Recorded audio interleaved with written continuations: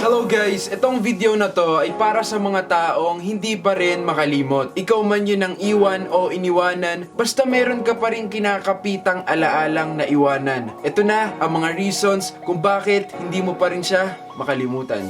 Number 1, sinanay ka niya na lagi siyang nandyan. Sa sandaling naging kayo, naging parte na siya ng buhay mo. Hindi ka na sanay gawin yung mga bagay na hindi siya kasama. Kaya kahit wala na kayo, naiisip mo pa rin na mas masaya sana kung dalawa kayo. Number 2, nasasaktan ka pa rin kasi hindi mo pa rin matanggap na nagawa ka niyang saktan. Hindi mo siya makalimutan dahil sa puso mo ay nag-iwan siya ng marka. Marka na kahit anong mangyari ay hindi na mabubura. Number 3, hindi mo siya makalimutan kasi umaasa ka pa rin. Sa binitawan niyang hindi kita iiwanan ay nakakapit ka pa rin. Umaasa ka na baka bigla siyang bumalik dahil may utang siya sa iyong pangako na kahit anong mangyari ay hindi ka niya ipagpapalit. Number 4, kasi mahal mo pa. Kahit ulit-ulitin mo na naka-move on ka na, alam mo sa sarili mong mahalaga pa rin siya. Hindi naman ibig sabihin naka-move on ka na ay wala ka nang pakialam sa kanya. Ang ibig sabihin lang nun ay tanggap mo na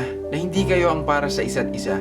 O kaya naman number 5, hindi mo siya makalimutan kasi siguro siya yung taong hindi madaling palitan. Yung mga bagay na nakita mo sa kanya, hindi mo na makita sa iba. Isa siya sa pinaka-espesyal na taong nakilala mo. Kaya yung pakawalan siya, ang isa sa pinakamalaking pagkakamaling nagawa mo.